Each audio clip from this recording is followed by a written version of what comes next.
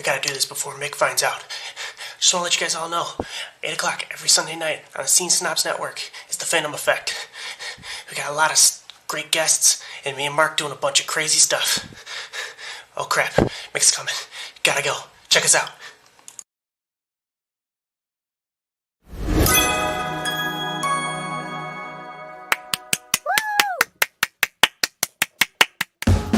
The Jeff Dwoskin Show presents Crossing the Streams with host Jeff Dwoskin, Bob Phillips, Ron Lippett, Howard Rosner, Sal D'Amelio, and Zach Wiseman, and today's special guest. Thank you for joining us as we talk about what we are streaming. Right here on Crossing the Streams.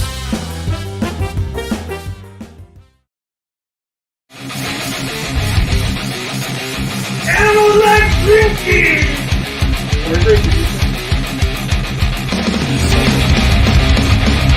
Cheers. One more. That sounds pretty good for the oil free. Only variation.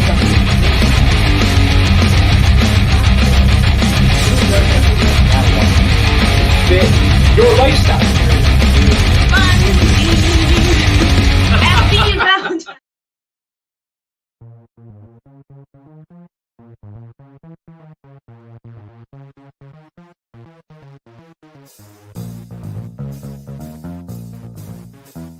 Hey everyone, it's John Orlando from the PVD Cast, and I wanted to take a few moments of your time to let you know where you can find the PVD Cast. The online home of yours truly, PVDcast.com, is a great place to go, but it's also available through all the major podcasting platforms like Apple Podcasts, Stitcher Radio, Spotify, etc.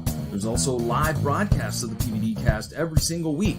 Mondays 8 p.m. Eastern through the Facebook page of the PVD Cast, and Tuesdays at 7:30 p.m. through the Scene Snobs Facebook page.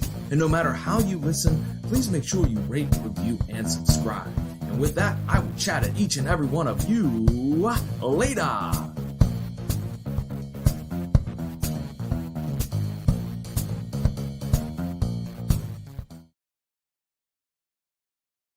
Hey everybody, it's CJ Graham, Jason Voorhees. That's right, Friday the 13th, Part 6. And you're listening to thescenesnobs.com. Welcome to Pulling Focus, a podcast about movies and filmmaking brought to you by Skyline Indie Film Fest and thescenesnobs.com in Winchester, Virginia. Here are your hosts, Brian Patrick and Mick Manhattan.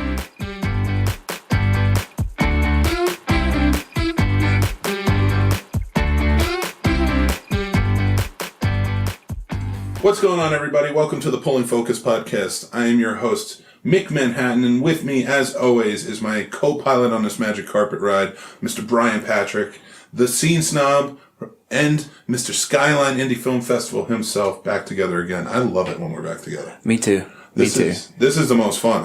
We get to talk filmmaking, and I get jazzed for it. Filmmaking and film industry and all that goes with it right now. Absolutely. Yeah. So, how are you feeling about every 2 weeks still?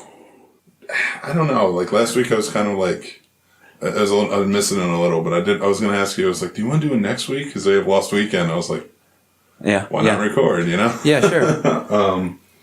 But yeah, so like, I think I'd be up to doing a little bit more. Something to think about anyway. Yeah. There's no shortage of things to discuss right now. So. No, absolutely, and which is ironic because they're canceling everything. Yeah, exactly. You know? Exactly. And with that going on, make sure you guys are hitting the like and subscribe button on all social media platforms that we are available. Hit the notifications because we put up, every 2 weeks. And you can find that in SkylineIndieFilmFestival.org. Yep. Or, there are links to that site through thescenesnobs.com if you go that way. So, and make sure you're following us on Twitter, Instagram, and Facebook. We are the Pulling Focus Podcast Show. PFP Show for short. Mm-hmm. PFP Show for short. Yeah. You can find it if we follow us or ever how it goes. But we are gearing up. We have a lot more coming up, and social media is the best way to contact us. Absolutely. And if you got something you want us to discuss on the show, don't hesitate to send us a tweet or an instant message or email us through the site or anything like that, because we want to talk to you guys. We want to know what you guys think about it too. Absolutely. And yeah, because there's some stuff we just may miss. There's too much going on. There's so much going on that we can't cover it all. And we run a 90-minute or so show, which I think is great. Yeah. But there's just so much going on. And then, to record every 2 weeks like we do right now, there's a lot that's just old news by the time we get around to it that I wish we could discuss. Yeah, I found that too, especially on the weeks off. And that's why I was like last Friday, I'm sitting there, I'm like, I want to talk filmmaking. And there's not as much going on as this week, but there was plenty going on. And to that effect, because it kind of happens end of last week, beginning of this week, Skyline IndieFilmFestival.org is doing something pretty amazing.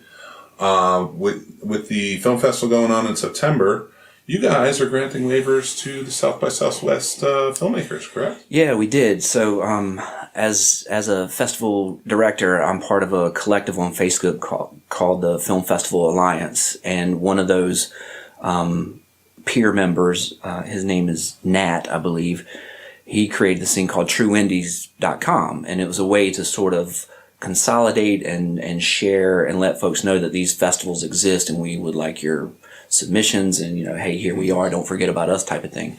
Well, he proposed the idea that, hey, South by canceled, should we extend waivers or discounts to those filmmakers, And there was some discussion initially, like it was just chaos in the very beginning because some people wrote in immediately and said, that's very predatory, how dare you? And other people were like, this is a great idea, but, be cool about it, that kind of thing. Mm-hmm. So I run a running list of emails of filmmakers to contact. So, our email list is about 4,500 or so. So I created a small little post and I tagged True Indies on it and Nat, and I just threw it out there and said, hey, if you're interested, here's a list of, I think it's like 53 festivals now who are willing to discuss discounts or waivers for folks impacted by the cancellation of South by Southwest. And, all the feedback was good. I don't think anyone got a deluge, because people are still trying to figure out what they're going to do and what they can do, like how are they going to get this distribution. But I have heard from quite a few not small, but short filmmakers, and the feedback from them has just been gratitude. So I hope those other festivals are experiencing what Skyline is experiencing. And, we're such a small festival, we have such limited screening time that we can't just throw a blanket waiver out there, which is kind of what would be great, if we could do that, especially with Cleveland's canceled now. Oxford's canceled now. Tribeca's postponed. Who knows what that's going to be? Who knows what Cannes going to do? The festivals on this list for TrueIndies.com aren't markets. If they are, I apologize. That I know of, they're not markets. So they can't replace South by. They can't replace Tribeca. They can't replace Cannes. And no one thinks that. And we're not trying to capitalize on getting a big name movie to come to Winchester, for example. But if we can show a little sympathy and help them out any way possible, we're happy to do it. And that whole list of festivals is happy to do it. So, and that's truly amazing because I was looking up through True Indie when you sent it to me, and just it's a bare bones website. It's just a list and contact names. But what else do you need? But that's why for me it's not. Well, even I'll get into that in a sec. But it's not predatory in my opinion. When it is that bare bones, we're just here to help. Is a sort of thing. Like here's a list of film festivals that want to help. But at the same time too, predatory is a bad word, but stepping or has a negative connotation. But going up to, why shouldn't you guys offer and receive something, as in like maybe a little more acclaim? Like look what you're doing for Winchester with Skyline right now. If you get a big movie from South by Southwest, that's even better for the town. It's not like, all right, I'm taking it and I'm trying to build it up. But like these people who put that out there, this is my producer mind, by the way. So these people who put it out there and it's like, I can't believe you're going on it that quick. Well, you need to. These filmmakers need to have their stuff seen. Yeah. And if this group of film festivals from all across the country are willing to help, why not? Right. And I love that it's a collection. I love that True Indie put it all together and said these are the film festivals. Because I was looking some of them up, and that's a big deal. Yeah. For a filmmaker. And anybody who says, like, how could you do this? isn't a filmmaker, in my opinion. And I will make that blanket statement. That's me personally, Mick Manhattan, making that statement under my stage name. Yeah, exactly. Making that blanket statement. And it's because if you understood as a filmmaker the desperation of trying to get your stuff seen, you know, this is important, especially when such a big festival is canceled due to circumstances beyond anybody's control. You know, it's nice that... Well, I can say that forum on Facebook is very, very active, and you know, there's hundreds of festival directors and festival employees and staff and volunteers and filmmakers, because you know, people have all kinds of jobs, and the feedback and the sort of hive mentality of it all, it leveled off really quick, really quick. So I think everybody's on the same page now, you know, and there's just going to be more and more cancellations and impacting more and more people until this thing sort of settles down. So yeah, and I mean, it'd be nice to see, and I don't want to use the word smaller festivals, but you know, essentially that's what they are compared to these big powerhouses that have huge money behind them. I'd love to see them built up and bigger, because I think there needs to be more around town. It can't just be Sundance, Toronto, Tribeca, Cannes. You know, like those are the big ones. Those are the ones we should care about. It's like, no, there's a lot of festivals that you should care about, especially probably in your home state. Oh, hundreds of festivals. It's hard to come up with a name for a festival because there are so many festivals. Some version of your name is probably already in use somewhere. Yeah, that's fair. So. But yeah, no. So I think it's very important what you guys are doing, and I applaud the whole site for putting that together and all you guys coming together to do that. So. But it is pretty crazy how many cancellations are going. So yeah, you may have a lot more waivers coming out. It's tough to, like, you want to help, right, as much as you can. And I don't think anyone, when South by canceled, I don't think anyone was thinking beyond that, because it was just such a mushroom cloud on the horizon. You're like, holy crap, what just happened? 34 years they've been doing this, you know, and it's music, tech, and film. So there's a lot going on there that's impacting the city of Austin outside of the film market and the film festival. But as these other festivals close down, Cleveland, for example, I think they're in their 30-something year as well, and like 110,000 people go to that festival over 10 days. Jeez. It's huge. You know? I never even knew Cleveland had a big one. Yeah, it's really big. You know, in smaller festivals, there's just, hopefully people are going to be able to put their films online for streaming, or online festival of sorts, you know, air quote, streaming festivals, things like that. There's just all kinds of discussions going on.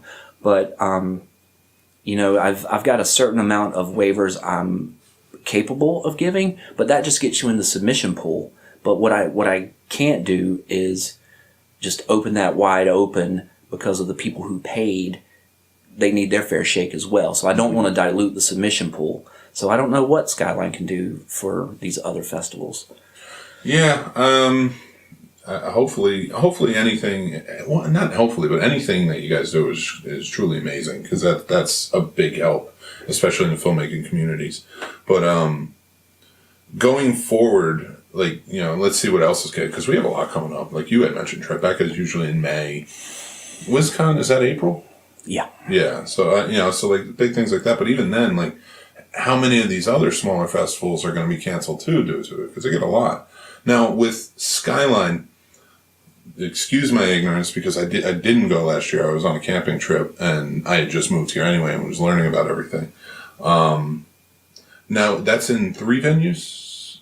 3 or 4. 3 or 4, yeah. And which is awesome. I love that feel of being able to go to one place, and then you kind of get the culture of the town and stuff like that, too.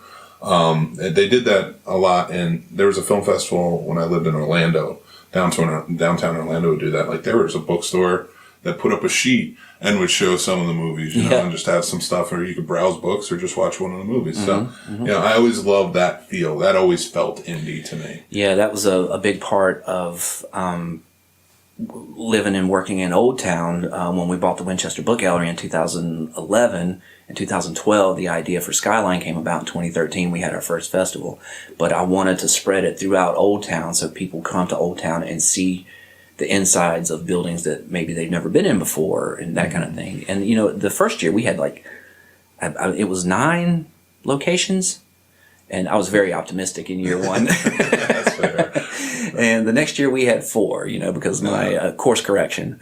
But, we used the Winchester Book Gallery in its new location. We used the Espresso Bar on the Walking Mall. We used Dharma Studio, which has moved twice now, or has moved to a second location. And the Bright Box Hamley Regional Library has a beautiful auditorium in the basement. Oh, nice.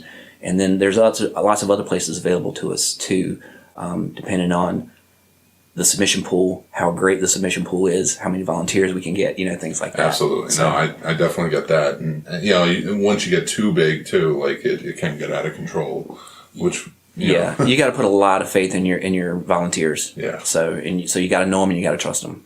That's awesome, though. And I mean, submissions for volunteers and stuff, that's applications that's started coming up. Yeah, you can reach us and volunteer to be a volunteer through our contact form, skylineindiefilmfest.org. And let me just tell you guys, anybody who hasn't or is on the fence or wants to volunteer and just never knew where to go, definitely, especially if you're a filmmaker, filmmaking student, actor, things, volunteer. This is the way to kind of submerge yourself and network. And I've done it plenty of times, and we were always pushed to do it in film schools. Like, go to the film festivals, volunteer, help out, do everything you can. So definitely do that if you're thinking about it, because it's a very rewarding experience. Yeah, I think it's a rewarding experience. And I volunteered. I'm on the list at South by. I'm on the list at Tribeca. A couple other places. I go to Annapolis Film Festival, and I'll just raise my hand, and I know the coordinator's there, and I'll say, hey, if you need anything, let me know, things like that. But it's a big help, and you really get to know the community that you're in by volunteering, and you get some good perks too. Yeah, so, absolutely. Yeah. And the nice part about that too is we were talking about it, and the scenesnobs.com and skylineindiefilmfest.org and of course Pulling Focus podcast, we realize how tough at times these are. Yeah. And right now it's very tough times it's going to be, the outlook is that it's going to be tough times, especially in small businesses. So we want to support small businesses any way we can. So if you guys, we will, on Scene Snobs, any podcast that we do, we will mention your business. Any video we do, we'll add your logo on there. We'll do that on our social media for Pulling Focus, Scene Snobs, and Skyline as well. Yeah, absolutely. We just want to support any way we can. It's free of charge. We're not charging any of you unless Netflix calls and says, Yeah. please do this, and you get charged. Yeah, it's small businesses are going to really suffer. The grocery stores are empty right now. It's truly bizarre. And my day job, my job that pays the bills, is in the health industry. Well, I go to you for the one. And so but I can't speak for the health department. We have a public information office for that. So, but the things that are going around that you're just being smashed in the face with on social media about washing your hands and keeping social distancing and stuff like that, it's not baloney. It's a real thing. So masks only work if you're the sick one. Wearing a mask doesn't help prevent you getting the virus. So don't buy up all the masks, because the people who need them need them, and whatever this toilet paper thing is, I can't even understand that. But my wife did that too. She went and bought like a bunch of toilet paper from Costco, but she didn't do it because she's like, well, what if we run out during the apocalypse? It was, no, everybody's going to buy it. We might as well get it now, because we'll need it. Well, that's the thing. It's like a run on the bank, right? Well, if they're going to go get all their money, I'm going to go get all my money, because if everybody gets all their money, my money won't be there. And it's just a run. It's a market run on frickin' toilet paper. And, I don't know, maybe clean booties prevent the virus from spreading, hopefully. Well, I need a 2-ply. My butt is too sensitive. Yeah. But have you ever seen anything like this? In my lifetime, I don't remember all the cancellations that have been going on. No, it wasn't like this for H1N1. No. It wasn't like this for SARS and MERS. I mean, there's tons of stuff. Like we've talked about South by Southwest and Cleveland and Tribeca being postponed, and we don't, like you said, you don't know what's gone. Mm-hmm. But March Madness, and then on top, but March Madness is said because all those seniors are never going to get to play in the tournament. Yeah, and a lot of it's said. Well, they tried, right? They were going to play in empty stadiums or whatever, but it's just once you realize what happened with the Utah Jazz and how that immediate contact just exponentially spreads, you can't do it. Yeah, and we don't even know what the full outcome from that is. No, and we won't. Because it boggles the mind. But like Hollywood is shutting down pretty much everything because they were going to all the late night shows, those talk shows, things like that. They were originally going to be audience-less shows, but now they're saying they're going to tape up to a certain point, and then they're just done. Until further notice, they're just not going to record anymore. So they're suspending. TV shows have suspended everything. Movies, the new, the big one for Marvel is that Falcon and the, I don't know, I'm drawing a blank. Oh, the Winter Soldier and the Falcon. That's been shut down and everybody called back. I mean, I get Jeopardy with Alex Trebek, being with his cancer, he can't. Right. Like, hockey, baseball, golf. Am I missing anything? The soccer. It's everything. It's really everything. Like, we haven't heard about the Olympics yet. What's that going to do to Tokyo if they cancel the Olympics? That's going to decimate them. Oh my God, it's insane. And this, most insurance policies, as we're finding out, don't cover these cancellations. Yeah. As soon as South by made that announcement that their insurance didn't cover their cancellation, I called my broker immediately. He goes, "No, you're not covered." I was like, "Well, I hope things are better in September." Yeah, because they'll completely destroy a lot of people, and like we said, with the bigger ones, they have that money backing to help them out. But I thought it was interesting. So South by is concerned like they might not be able to bounce back. Right, that was a headline. Who knows if that's true or not? So much stuff's going around. Cleveland, the headline for Cleveland is, "Hey, we're canceled." I think canceled. I'm pretty sure canceled, not postponed. But they're like, "We'll be back next year. We're fine." So, well done, Cleveland. Good for Cleveland. Yeah, well, 110,000 people. That's pretty crazy. That's awesome, though. E3 was canceled. That's a big deal. I'm just going over this list, and as I'm reading it off, like my mind is getting more and more boggled. Just like how much this is affecting everything. Now I'm starting to panic. Nice. Don't tell me to tell me to calm down. The Masters is postponed. Coachella. No. Good. I never found the appeal of Coachella. But my biggest thing is the one I wanted to bring up, and I finally got to it in my list, is all of the postponements and cancellations of movies coming out. It's sad to see because movies are always kind of a little bit of a sanctuary for people during these times. Yeah.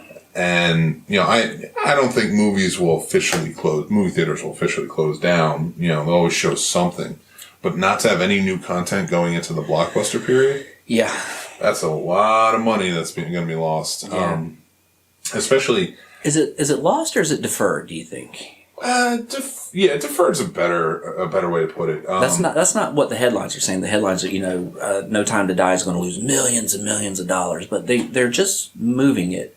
It could, though. And the reason being is because during the warmer months, people are more inclined to go out. There's air conditioning at theaters, things like that. So they have that feeling of like, get out to the movies. Right. That's when and there is blockbuster season. So yeah, so that's people don't mind waiting outside for those tickets, which they don't really do anymore anyway. But that was always the way of thinking. But for a lot of these movies, like Fast and Furious 9, that's why they just delayed it a year. I mean, that's huge to delay